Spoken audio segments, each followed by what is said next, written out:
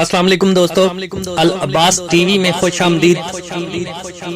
مولوی صاحب کوئی ایسا تعویذ لکھ دیں کہ میرے بچے رات کو بھوکے نہ سویا کریں۔ مولوی صاحب نے بیچاری عورت کو تعویذ لکھ دیا۔ اگلے ہی روز کسی نے پیسوں سے بھرا تھیلا گھر کے صحن میں پھینکا۔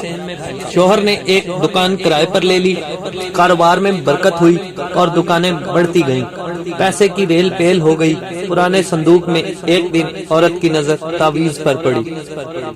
جانے مولوی صاحب نے کیا لکھا تھا اس تعویذ میں؟ تجسس میں اس نے تعویذ کھول ڈالا۔ لکھا تھا جب پیسے کی ریل پیل ہو جائے تو سارا تجوری میں چھپانے کی بجائے کچھ ایسے گھر میں ڈال دینا جہاں رات کو بچوں کے رونے کی آواز آتی ہو۔